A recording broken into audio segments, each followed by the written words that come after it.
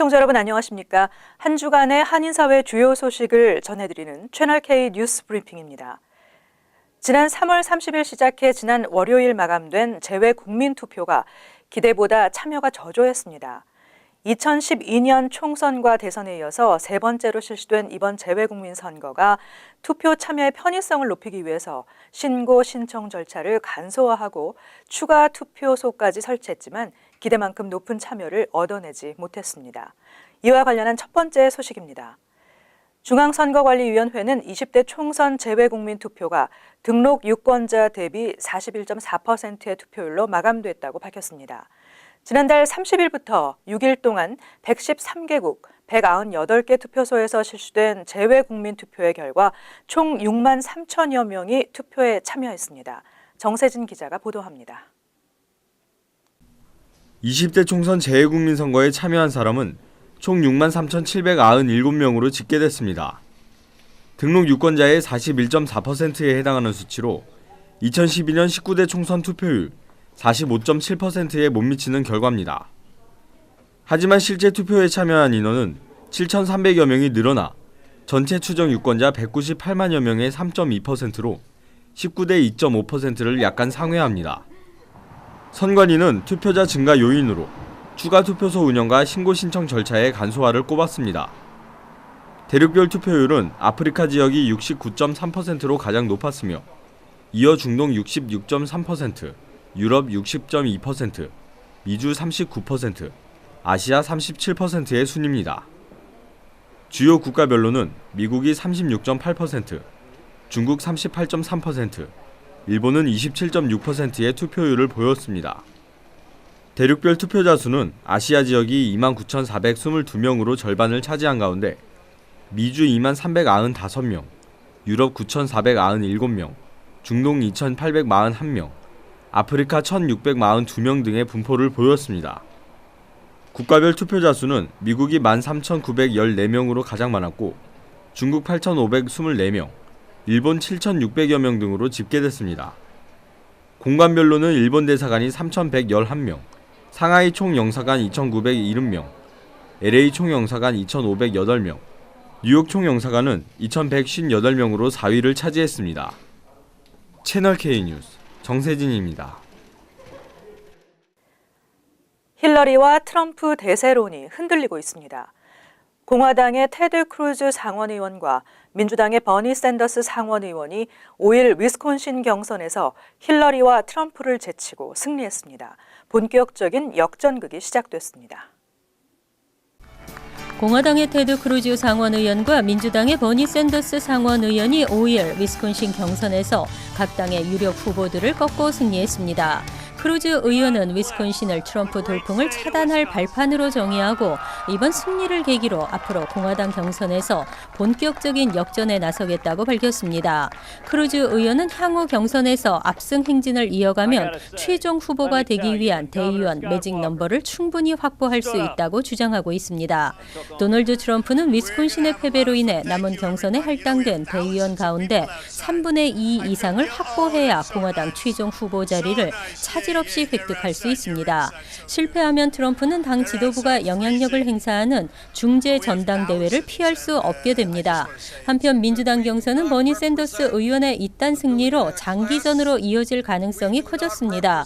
샌더스는 위스콘신을 포함해 가장 최근 경선이 열린 8개 주에서 7번의 승리를 거뒀습니다. 힐러리와 샌더스 후보 간 슈퍼 대의원을 제외한 누적 대의원 수의 차이는 이제 200명도 안 되는 상황입니다. 샌더스 의원은 자신의 선거운동이 탄력을 받고 있다며 자신감을 보이고 있습니다. 뉴욕 한인회의 운영 체계를 현재 회장 중심에서 이사회 중심으로 재편하기 위한 움직임이 본격 일고 있습니다.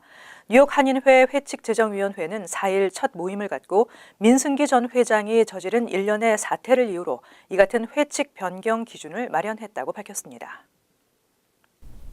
뉴욕 한인의 이사회는 지난달 31일 긴급 이사회를 열고 회칙제정위원회를 인준했습니다. 뉴욕 한인의 회칙제정위원회는 지난 4일 첫 모임을 열고 뉴욕 한인회의 운영체계를 현재 회장 중심에서 이사회 중심으로 재편하기 위한 회칙 변경 기준을 마련했습니다. 회칙제정위원회 자문위원이기도 한 민경원 회칙위원장은 민승기 전 회장이 저지른 일련의 사태가 이번 회칙 개정을 하게 된 이유라면서 이번 회칙에는 회장의 일방적인 권한을 줄이고 이사회 중심의 운영 체제로 바꾸기 위한 내용이 담기게 될 것이라고 말했습니다. 회칙제정위원회는 이번 회칙 개정안을 한글뿐 아니라 영문판으로도 작성한다는 계획입니다. 김민선 회장은 이번 한인회장 선거 소송을 진행하면서 한글로만 작성된 한인회칙이 영어로는 각기 달리 해석되는 것을 보면서 애매모호한 부분이 많다는 것을 알게 됐다며 영어로 된 한인회칙을 만들고 차후 발생할 혼선을 막고 다음 세대를 준비하기 위해 추진하게 됐다고 밝혔습니다. 뉴욕시가 교통법규 위반 감시 카메라로 벌어들인 수익이 해마다 증가하고 있습니다.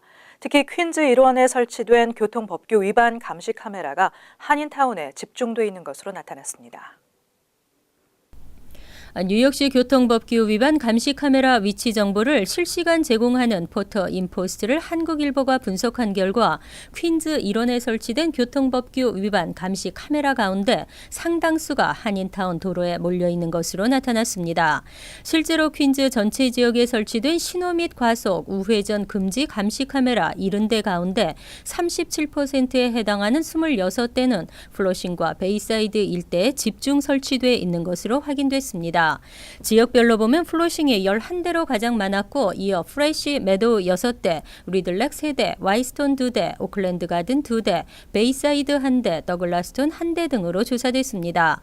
도로별로는 퀸즈 지역에서 가장 많은 감시 카메라가 설치된 노던 블러바드에 전체 13대 가운데 5대가, 호레스 하딩 익스프레스웨이 전체 9대 가운데 8대가 한인타운에 편중돼 있는 것으로 나타났습니다.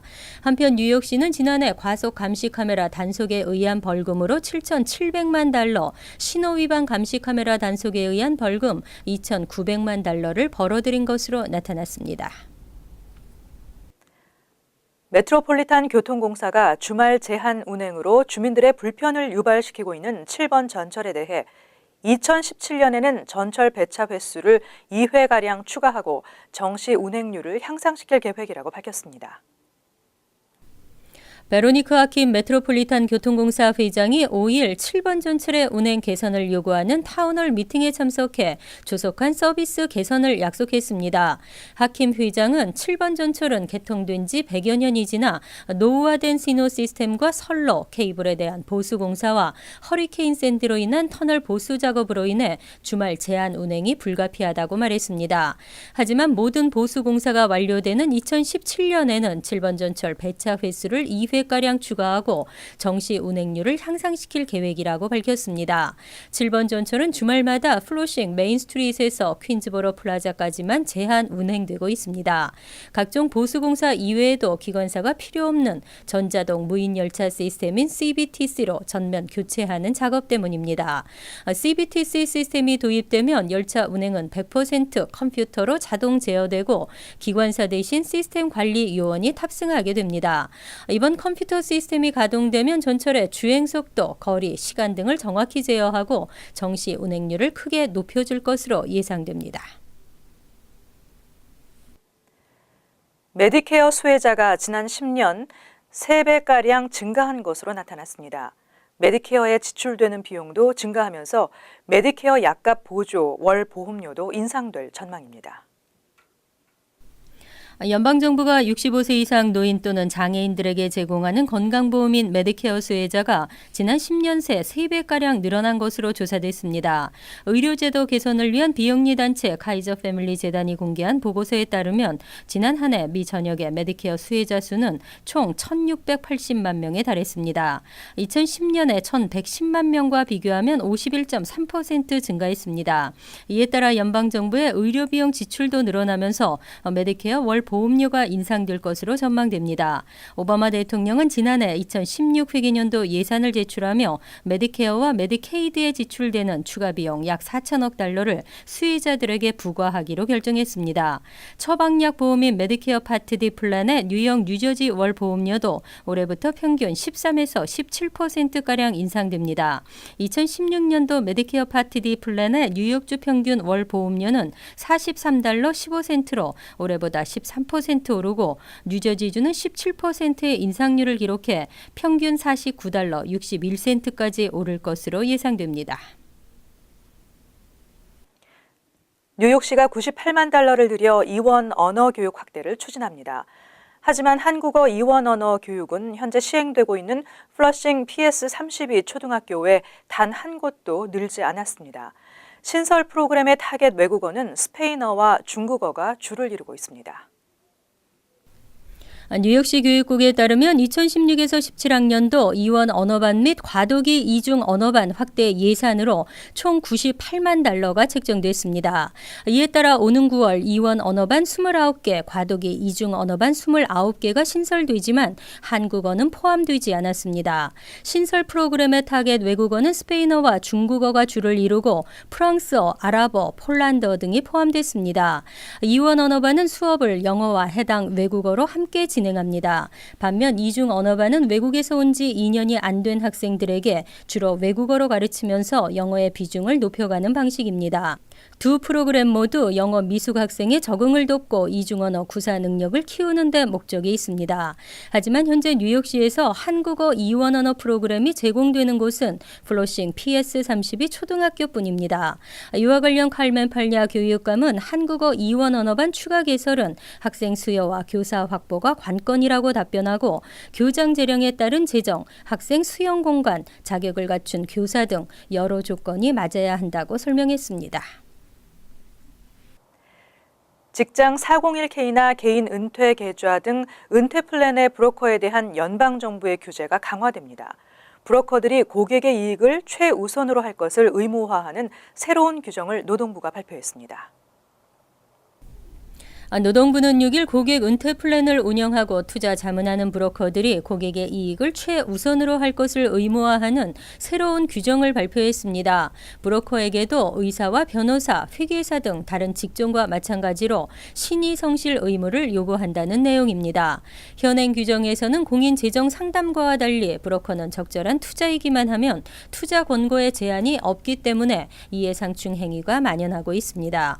즉 브로커가 자신에게 뒷돈을 제공하거나 커미션이 많은 투자 상품을 권하는 데 제약이 없고 각종 숨겨진 수수료로 인해 실수익률이 떨어지더라도 브로커가 고객들에게 적극적으로 알려줄 책임이 없습니다.